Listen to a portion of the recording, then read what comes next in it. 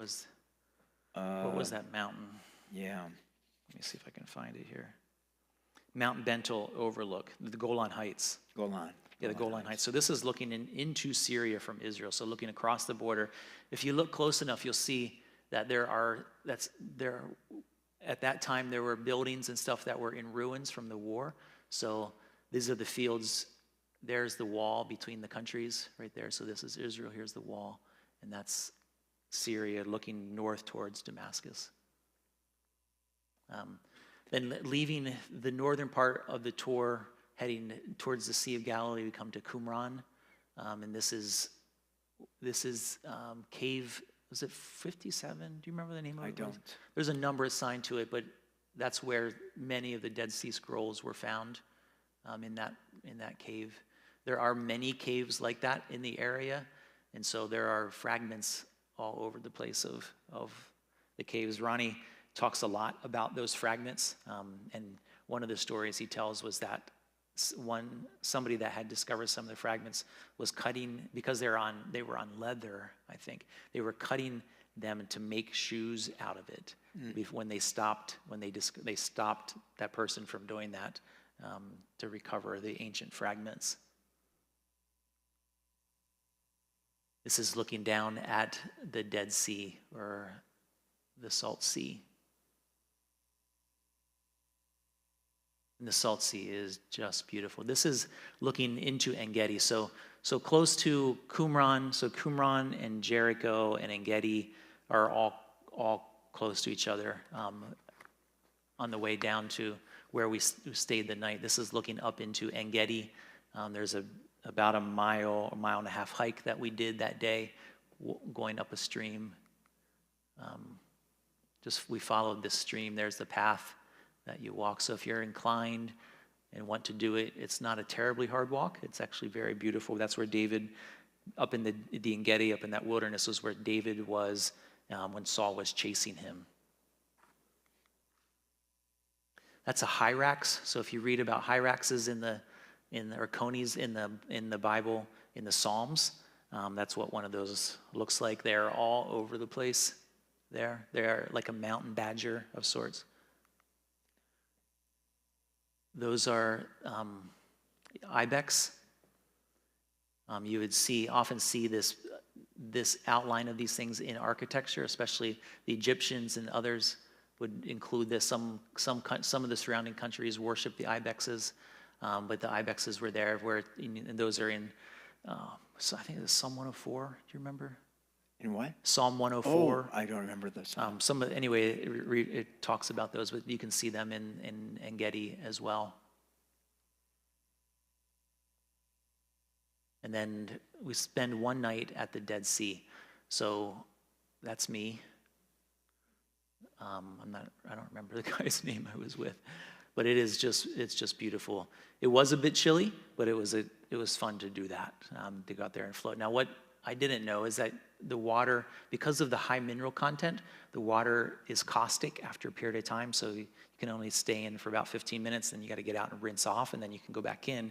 But it starts to aggravate your skin, and it takes a little bit of practice to figure out how to get your feet back down once you're floating, because you can't just kind of push them down. You got to kind of maneuver yourself to get down. I still remember Jay Brown laughing and laughing because he couldn't get down. There was a guy on our trip who his feet were stuck up. He couldn't get his feet under him. So, and his laugh was just echoing off the mountains. It was great.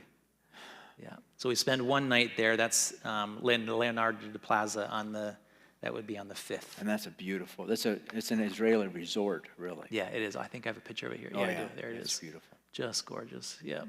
There were some young adults on our trip from the other church that joined us, and they went up here to the top that morning and took lots of pictures from up there. They hiked up. And then more food. Again, there's so much eating on this trip. You do not go hungry. And if you don't like the hotel, then there's a McDonald's. If you really need that. And with the meals, there's a window of time that you can eat. Yeah, there is, yeah. So a lot of times the groups we'll say, if you want, we're going to meet at a certain time. Or sometimes there'll be 2 couples or 4 couples that will decide to meet at a certain time. But it's usually 2-hour window, something I think like it that? is 6 to 8. 6 to 8? Yeah, I think it's 6 to typically. 8. Yeah, the morning the tour tends to start kind of early. At least when I was on, we Yeah. tried to be on, a lot of days we were on the bus by 7. Yeah, that's Ronnie. So yeah, Ronnie likes to beat the other tour groups to the sites. So this is from on top of Masada. Looking, you can see the Salt Sea in the background. Ronnie doing his thing, talking and giving just so much great history about Masada. This is some of the ruins from up there.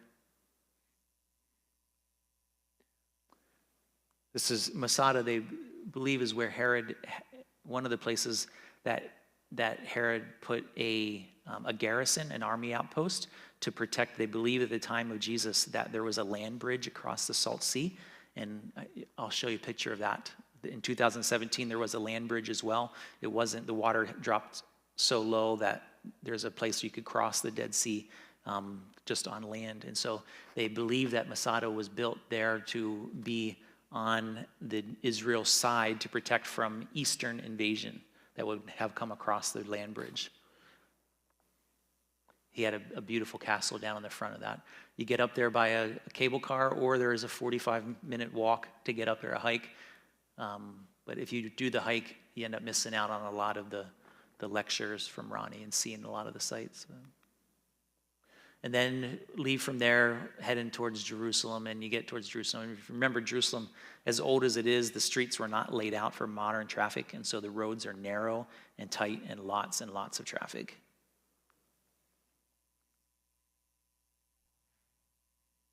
It's a very interesting picture. This is from the Mount of Olives. Looking across, you can see the razor wire on this side, and then the Qumran Valley here, and then all of the tombs, the Arab graveyard there, and then looking at the largest mosque, which is in the past week of being Passover week, the point of much contention. If you're following the news about Jerusalem, just some contention there that has been going on inside the mosque with the Palestinians. By the way, that will pretty much all be done now that Passover is over, and it'll go back to, most likely go back to being normal.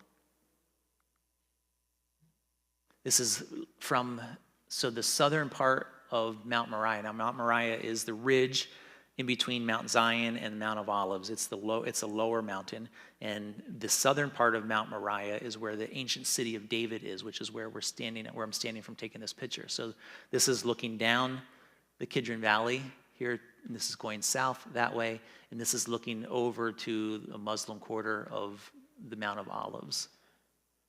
So if you hear about East Jerusalem in the news, that's East Jerusalem on that side of the Qumran Valley.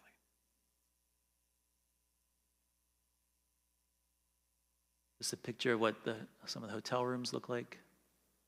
Very nice accommodations. So there is an old tunnel that goes the whole way from the Gihon, no, not the Gihon Springs, the Hinan Valley at the bottom, the pool Siloam. Okay. Yeah, the pool Siloam. There's an old water drainage system, so you can actually walk underground the whole way back up almost to the temple, and that's what this is. And it is a hike up from there. When Jesus sent the person that had been blind down to the pool of Siloam to wash his eyes, he sent him on a long hike. He went down, had to go way down to the pool of Siloam, and then come back up. It's about 1,500 feet in elevation difference, so it's quite a hike.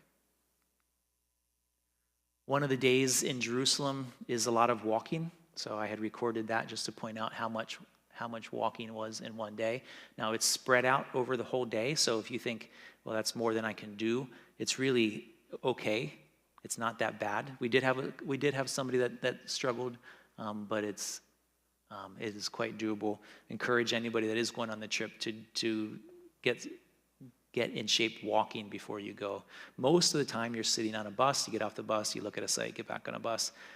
But there are a few days where you do quite a bit of walking, and then particularly in Jerusalem. One of the other neat things about being in Jerusalem and walking is at night, because the city is so safe, that at night, once the tour's over, you're free to walk around Jerusalem, to go down to the walls, to wherever you want. There's really cool streets that have cafes and outdoor cafes and all types of fun things. Shops are open, so you can do a lot of walking those days as well. I'll show you that. This is some of the digs in the old city of David. This would be to the south of the temple steps.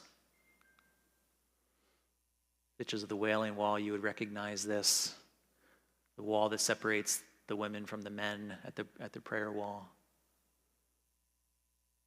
This wall, just in case you're not aware of it, the wall was, they believe, the closest point to the old temple. And so that's why they pray there. It's as close as the Jews are allowed to get to where the ancient site of the temple was. And so that's where they pray. Yeah, they believe when the holy place, the most holy place, was destroyed and the Ark of the Covenant was taken out, that the Holy Spirit left there and went into that wall. And so that's why they pray to it. That's where they believe the Spirit of God that dwelt in the holy place went into that wall. That's why they pray there. And so people take their prayers and they stuff them in the cracks everywhere. And so you can just see just hundreds and hundreds and hundreds of the prayers that they have that are stuffed in there. And you can fax your prayers to Jerusalem, and a rabbi will stick your fax in one of those cracks for you. So twice a year they go through and they clean out all the prayers and they put them in a box and they take them over to the cemetery on the Mount of Olives, and they bury them over there. But it's Christians and people coming from all over the world. So you'll see all different languages in those if you go up and look at them. One of the ones I found just by chance was in Portuguese, which is a language that I speak from growing up in Brazil. I think it was this one right here, actually. Some Brazilian Christians were there, or Brazilian Jews were there, I should say. Some of the Hasidic Jews, they start their training really young, and they're in one of the tunnels over in here. There's places to sit where they go in and pray as well. This is the Ila Valley. So this is south of Jerusalem. This is where the battle between David and Goliath took place. If you look down here, this is where the tour guide will take you, and that is the stream at the bottom where it's believed that David grabbed his stones. And of course, all the tourists like to come and grab a stone from there. And so the Israel Department of Tourism brings truckloads of stones every year from Galilee down to the creek in the Ila Valley, so everybody can take one there. But it's kind of hard for me to imagine that they would be able to yell back and forth from ridge to ridge, as big as this was at that point. But there's another, just to the right of this, the valley curves around, and it is closer. I think I might have a picture of that. Oh, there's the pottery. By the way, who has my pottery? All right, good. That's one piece. Where's the second one? You got both of them? Oh, you got the other one. Okay, great. Thank you. Yeah, if you can see, that's what it looked like when I found it. And that was on top of the ridge in the Ila Valley. Again, the mosque. Just to give an idea of how big the Temple Mount is, I think it's 37 football fields. So it's a massive amount of space up there. And it's slightly terraced. And you get the mosque is on the highest terrace. See it there. These pillars were knocked down, but they were dated to the time of Herod. That was part of his original architecture. And they put them back up. This is the only place on the Temple Mount where bedrock comes through. And so what's believed here, that this was the threshing floor of Arana the Jebusite, where the death angel stopped. Remember that story from David when he had sinned? So that's part of that belief there. And so what makes it plausible that this is the site of where the new temple will be? Now, this is several hundred feet at least from the mosque that's over this direction, is that if you look straight through there, that's the eastern gate, and this is the Mount of Olives over there. And so that would make sense according to some of the stories. Tommy? Yeah, there's been a lot of archaeological studies in that, and they make a strong case that that is where Solomon's temple was. And so the idea is that when the Antichrist builds the temple, they're not allowed to build it anywhere except the original site, which means the Dome of the Rock would have to come down. But if that is the right place, they could put them Side by side. side by side. Yeah. Yeah, and I think it's Ezekiel said when he saw that scene, he said, put a wall between the unholy place. And so a lot of people believe that that wall is going to separate the Jewish temple from the Dome of the Rock Mosque on the Temple Mount. Yeah, it's an amazing feeling to be on the Temple Mount where all of this happened. It's really... Yeah, 30 seconds. I think something that's so cool, 37 football fields. And the Romans knew that you could not just put fill in and then build on top of the fill because it would push out. So under those 37 football fields are columns and arches. Columns and arches, and then on top of the columns and arches, more columns and arches. On top of those, more columns and arches. So the whole thing is supported, and it's vacant underneath. A lot of that's never been explored. So there are all kinds of, some people say that the Ark of the Covenant is still under there. You know, you can, if you Google, you do research, some of the early explorers in the 1800s had pretty full access to that, and you can read what they wrote about it. But there's a lot of conjecture. It's just, that is in itself is amazing. It's impressive, yeah.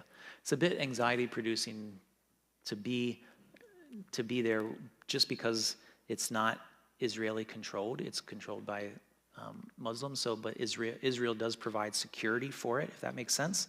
So Israel's responsible for the security, but because the mosque is there, it's Muslim controlled. Jordan controls it, yeah. So there is a code of conduct that has to be followed when you're on the Temple Mount, a code of what you can wear. You have to be in very modest clothing to be. You may not pray. You cannot out pray. Loud, and you cannot hold your wife's hand. They will get after you, and they did. Me. Yeah. One of the ladies from our tour group wore slacks, I think, or pants that day, and they handed her a skirt to wear over it or something. I don't remember exactly what it was. Yeah. And then just some of the streets in Jerusalem where all the little shops are. And there's so many shops, places, and that's just one of the things you can do in some of the free time. And all types of, you name it, dried fruit, everything.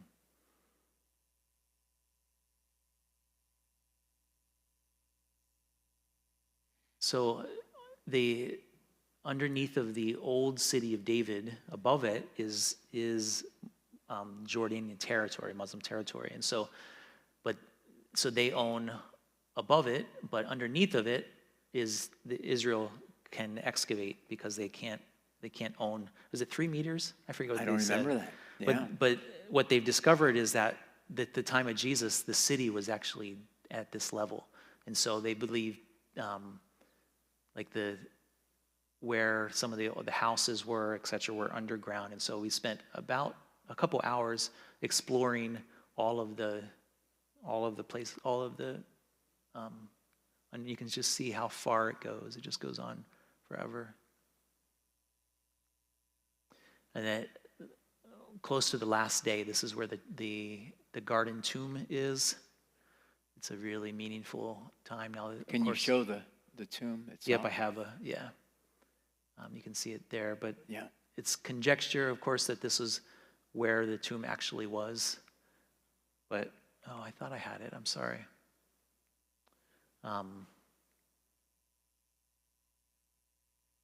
Is that the last one, Mike? Yeah, it is. Sorry about that. I had another slide showing the tomb. But we spend some time there at this site, and we take communion as a group there. There's a tour guide that takes over at this point. That's not Ronnie, and just shares more about how the tombs were made, what the traditions were related to the tombs, etc. So it's pretty neat.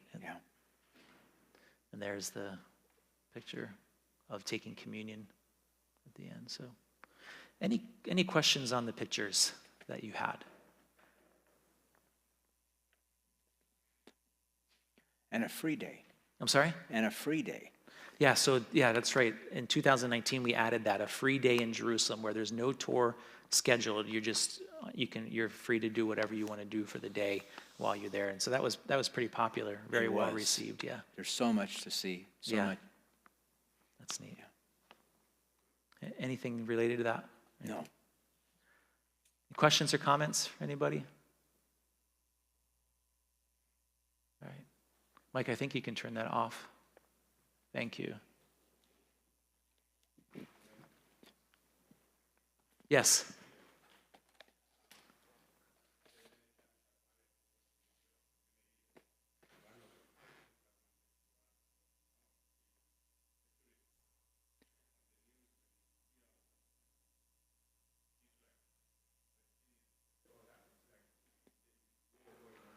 Yeah.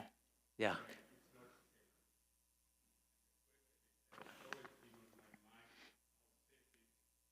That I'm so glad you asked that question. So much of what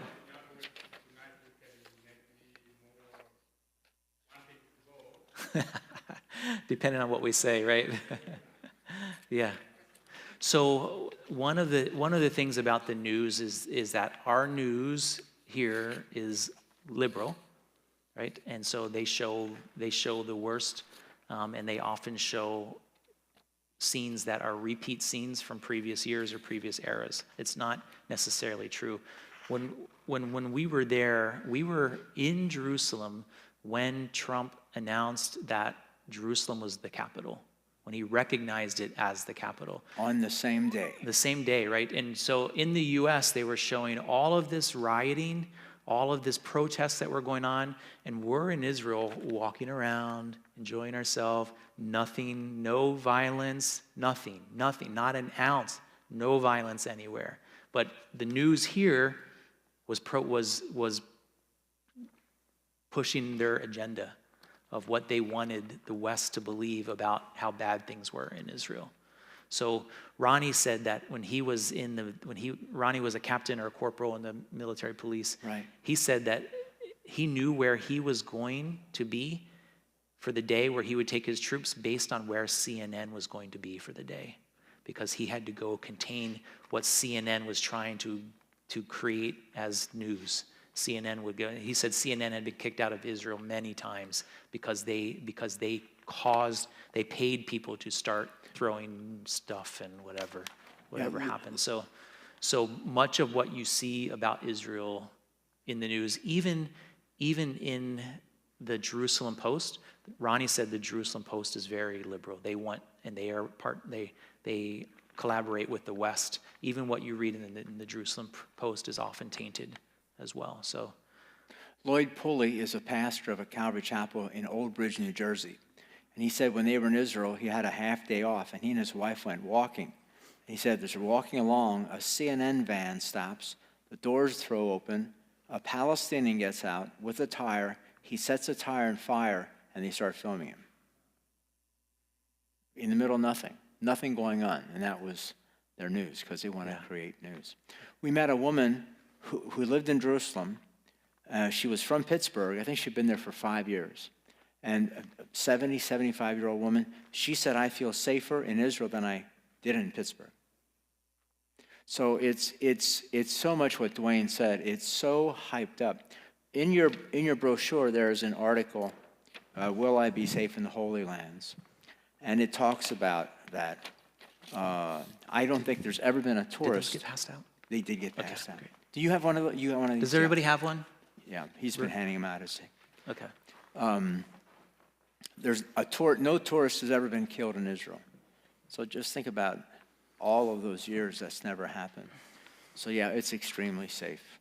Because if you would have thought when Trump made it the capital, it would have blown up, and it did not. It did not.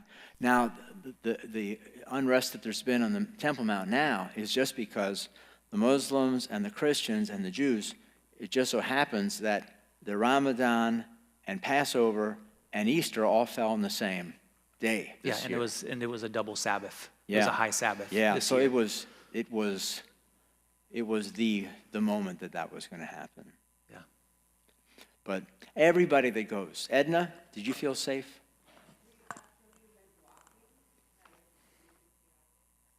Yeah. Yeah. Yeah. Yeah, we went out almost every night. Yeah. Yeah, the night, if you look on there, you're staying in Jerusalem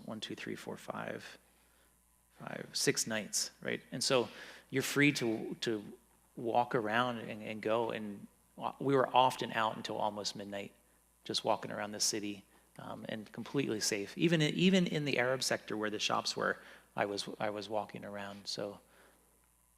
And the Palestinians are friendly. Yeah. In those shops, in the Arab quarter, they are. Yeah. Other questions? Yes. Yes. We were. Yeah. Yeah, It was beautiful. I have that here. The average high in Jerusalem in December is 56. The low is 47. So you're right around 50 degrees. And what's really nice, I can't say this strongly enough. When you go to Israel, you want to see things. And so December is the low season. And that's when it's not flooded with tourists. Because I was there in June, my first year, and all of the buses show up at some sites at the same time, and they're never going to get everyone through. Because again, these are narrow, a lot of these are narrow sites. So there is a genius in going low season.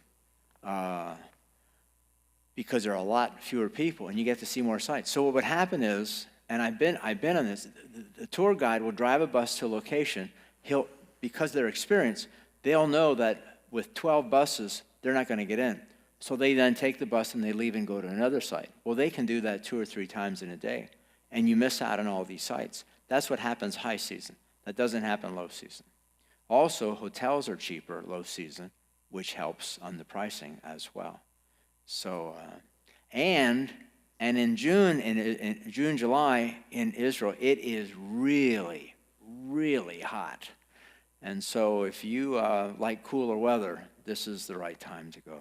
Yeah, and the cooler places are Jerusalem, and then up north around the Golan Heights is where it's colder. So you end up taking jackets to wear, layers there. And Jerusalem wasn't, when we were there, it was probably 70. I think most of the days. Pleasant. Yeah, it was beautiful.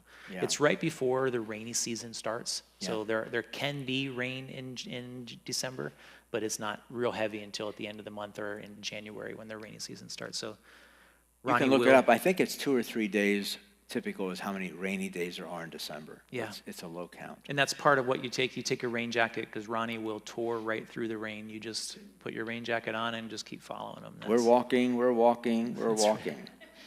Yeah. So let me talk a little bit about the Petra option. It's like $1,400 more, and that's a lot of money.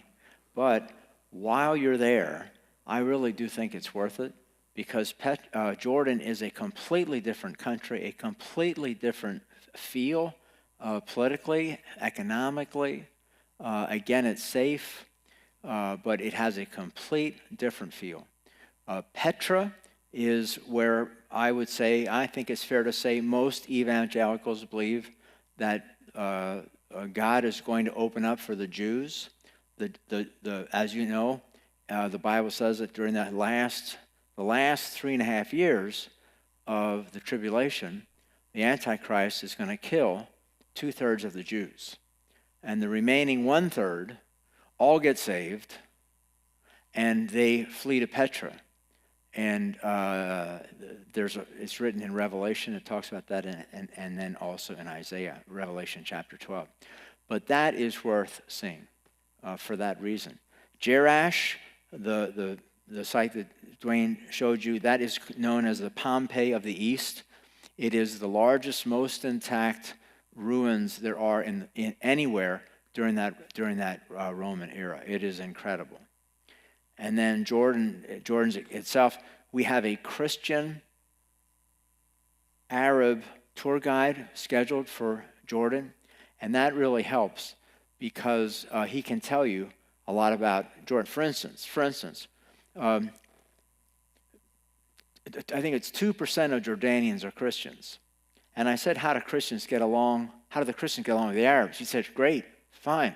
Best of friends, we hang out together, neighbors, we work together, not a problem. I said, not a problem. He said, no, not unless you try Not unless you convert. If you convert, they'll kill you. If you go from Muslim to Christian, they'll kill you. But as long as you're happy with what you are, they get along well. He said, in fact, Muslim businesses will want to hire Christian bookkeepers because they're known to be honest. So you get it's those kinds of things that they talk about are just so interesting. And as I said, the tour guide is the key. He is always talking, candid, honest, fun to be with. November, December, low season, no crowds, and again, the temperature.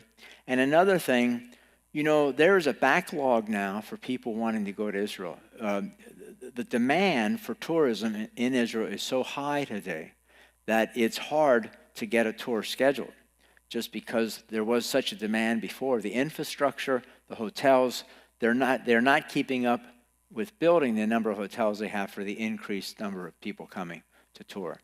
And so the fact it's getting a busier time to be able to even schedule. And there is trip insurance that you can take out, and you'll need to look into that. But I believe if you take out trip insurance, you can cancel the trip for any reason. Any reason. There are different levels of coverage. But if something comes up, you get sick or you can't travel, you can cancel at the very last minute. I'm not sure the specifics in that, but you could take a look at that. Somebody asked one time, they said, "Can my 8-year-old go with me?" And the tour guide company said, as long as he or she is well behaved. So that's pretty young. We did have some people take maybe a 15-year-old, 14-year-old daughter, and she had a great experience. To get to Newark Airport, we take our vans, and they charge $50 round trip, and that's really nice because they drop us off right at the airport, and we go from there. And that direct flight is really nice because the first 2 times I went, it went through Heathrow, London, and that is a pain because you can be stuck in that airport for 10 hours. And that direct flight is so nice. Don't minimize that. And like Dwayne said, you get off the plane, you start touring. I don't think anybody was really beat up with that. I really don't. But it's like you said, it's the best way to deal with the jet lag because you need that first night of good solid sleep, and you get that. If you didn't get that, you'd probably struggle for the next 2 or 3 days with that. There's large air-conditioned bus. They sell water on the bus, $1 cash. The bus driver makes that money, but you can buy water in the bus. Bathroom is on board. Safety, no tourist has ever been killed in Israel. All the years that I went, I have never felt unsafe, not ever. And Sue and I have been out and about by ourselves at night in the city and have never felt unsafe.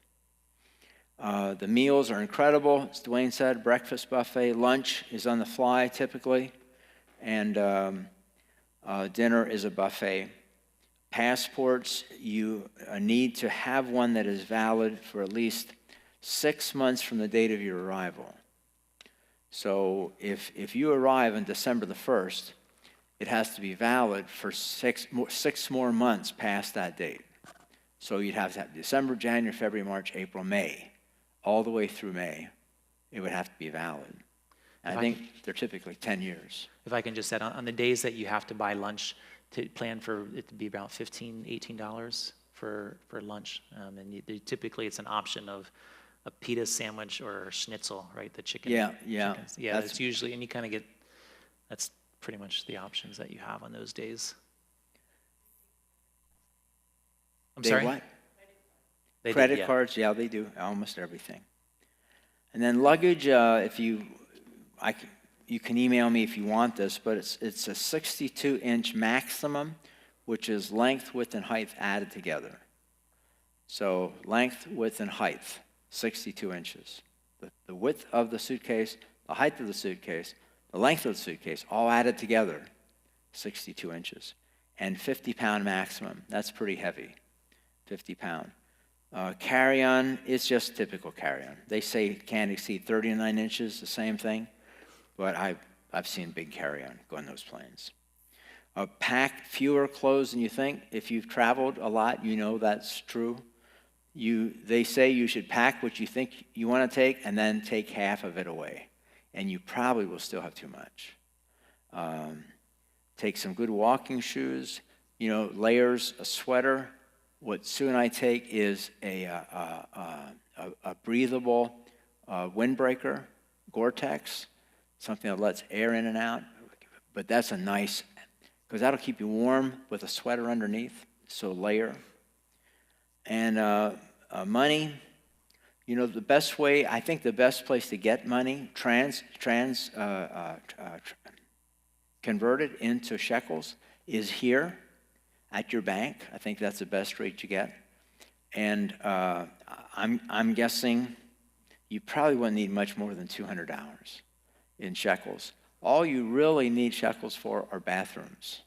Not that you're going to need $200 worth of bathroom breaks, but shekels, I think it's usually a shekel to go to some bathrooms when you're out touring. Yeah, it depends which ones. But also some of the little shops in those little streets, you really don't want to be giving them your credit card there. So to have cash. Now, many of the shops that I were in were quite happy to take American dollars as well. They didn't mind that as well. So, yeah. But expect to negotiate for things if you're, argue. There you go. Probably a better. Yeah, Edna, you were good at that, if I remember. Weren't you? You were a good negotiator. Yeah. She was. Okay. And then on credit cards, you do not need to call your credit card company before you go. You used to do that. You don't anymore. They know where you are. So, also for taxis. Your credit cards are tied to your passport. In case you didn't notice that. Yeah. Or know that. That's what happens. Your taxi and bathrooms are shekels only. Those are about the only things you would definitely have to have shekels for. And we don't take taxis. Also, with the tour, all tipping is included with the tour, and they tour generously. They tip generously, and that's really nice because you're never put in a position where you think, "Do I need to tip the waiter?" That's all taken care of, and that's very, very nice. And the baptism, people say, "Well, I was baptized before. Should I get baptized again?" That's really up to you. I was baptized there because I wanted to be baptized in the Jordan.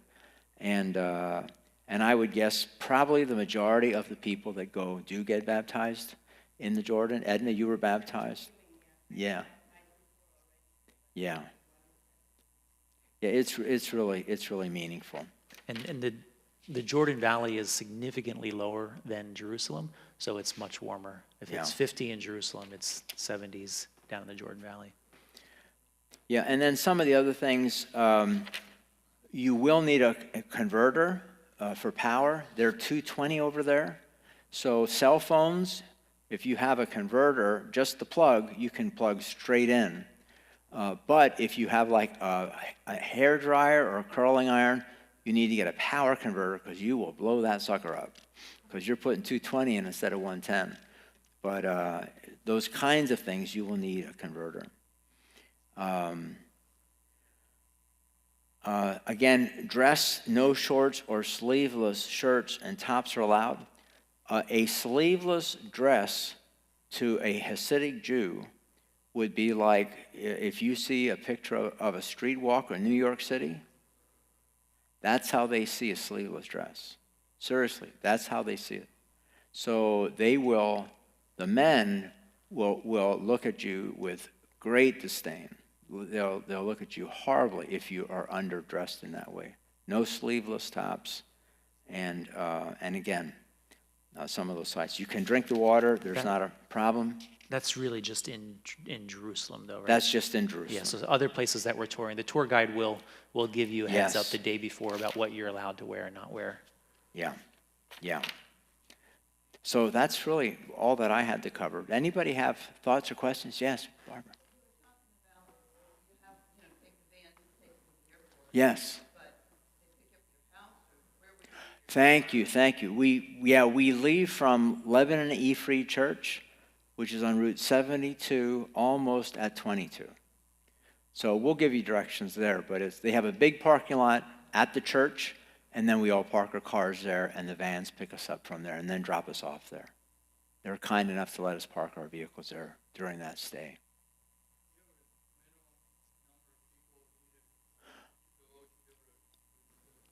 I think, do you have the minimum? Do you remember this number?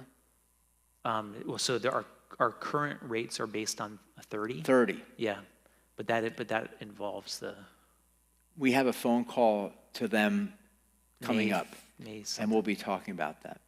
Yeah, we're a little light at this point. We're a little light on the number. So the deposit is supposed to be in by May the 5th. Well, it was the old. Anybody see that? May 5th, May 5th? yeah. Okay. So it's coming up. Now, there's a fair amount of flexibility with that, but we do need to start getting a good count for how many people are going, just to make sure that it's viable. Because I doubt that they do much less than 20, no matter how we figured it. But so 20 to 30 would be my guess. But small groups are nice. They really are. When Chuck Swindoll goes, they have like 20 buses. Can you imagine that? Trying to keep all of that together. And so, yeah, it's, yes. COVID requirements, do you have to be vaccinated or? Great question. No, you do not. They got rid of all vaccination requirements. I'm glad you asked that. I hadn't intended to say that. Yeah, go ahead, Edna.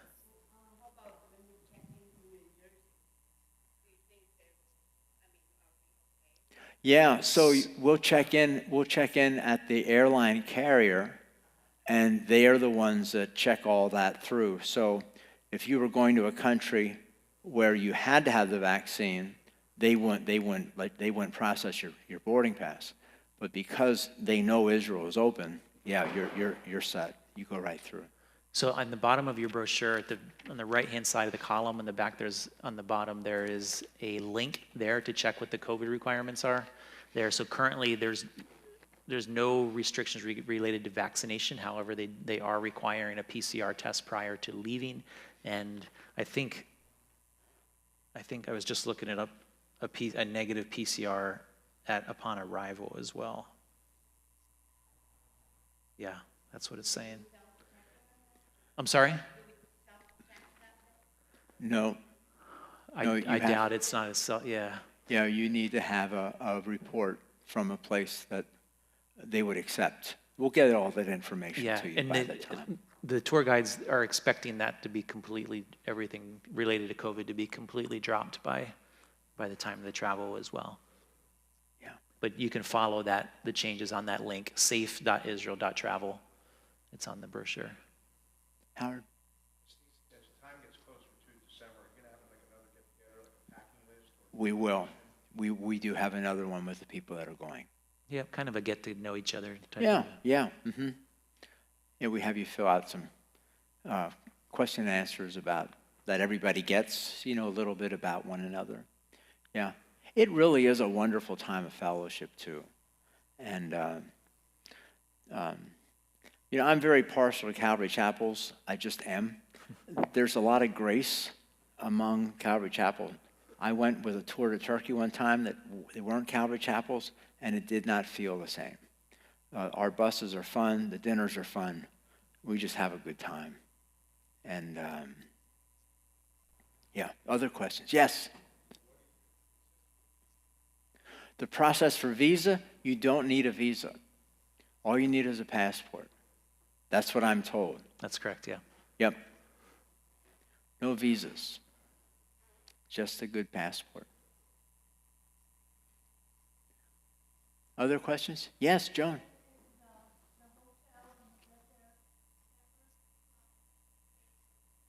No, it's all included.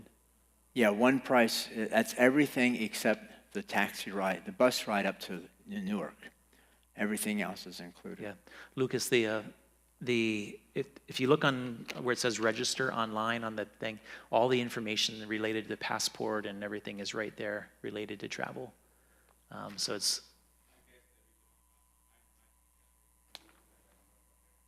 sure, yeah.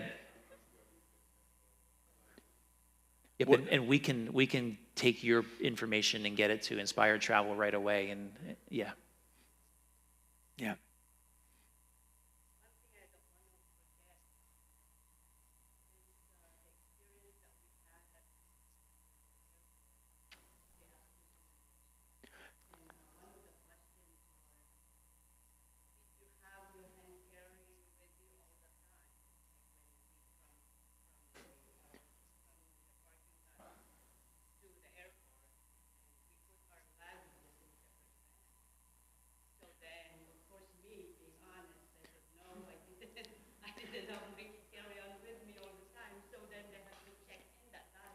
Yeah.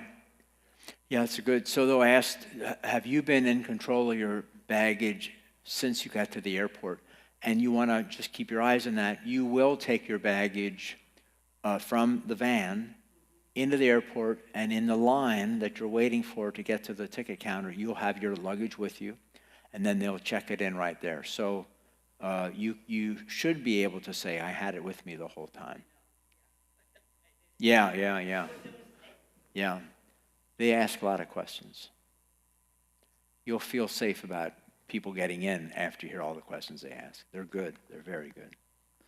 May I ask of the people here, how many are registered to go already on the trip? So, okay, so 4 that are here, 5, okay. And there are others that I know that aren't here. Yeah, many that aren't. Yeah. Great. Good. Other questions?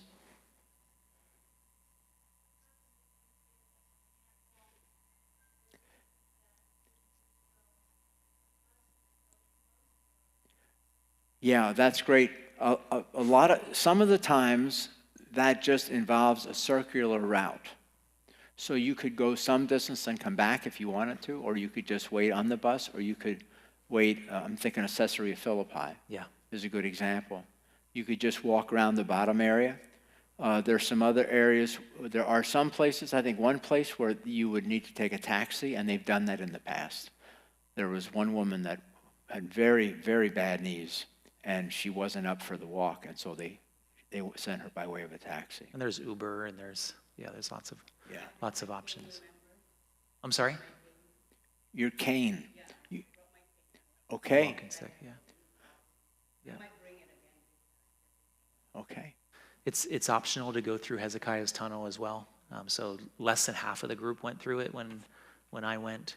The other group, they just walked the road down to the pool of Siloam and waited for everybody to come out of the tunnel at that point. But if you're up for it, I'd encourage you to do it, to walk through the tunnel. The water's mid-thigh, and then you walk through that, and that might be... Oh, for the most of it, it was ankle. Was it that low? Yeah, it was low. Was it? Oh, just okay. There's a pool at the beginning and a pool at the end where it comes up higher. Okay. All right. Most of it was low. Yeah, that's an interesting part of the trip. Yeah. Oh, and then something really cool we didn't mention, is the Rabbi's tunnel.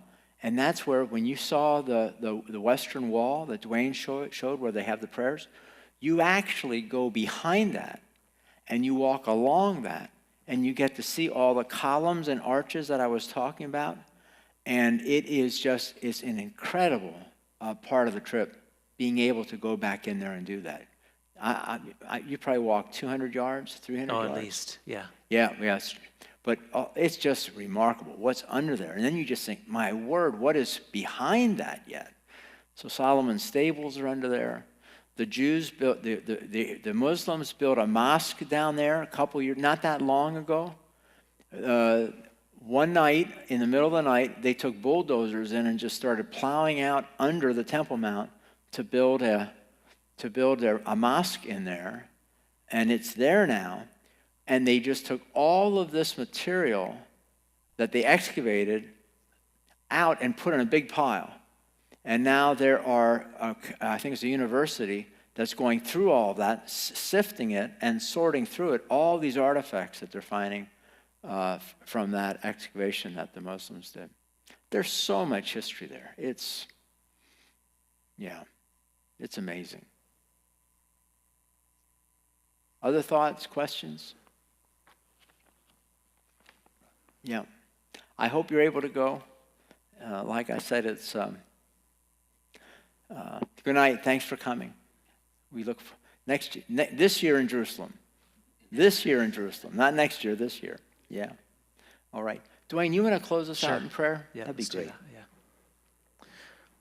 Father God, thanks that we could be here tonight and talking about Israel, seeing the sights. Lord, thank you for just an opportunity to be able to do this. And Lord, we just commit all of this to you. Lord, if you want us to go, Lord, that you would provide the way for that and the funds for that. And Lord, those that are interested in going, Lord, may you just give them the information that they need and to make the decisions that they need to, and just give them peace about that. Lord, I just pray your blessing on all those that are returning home at this point. In Jesus' name, amen.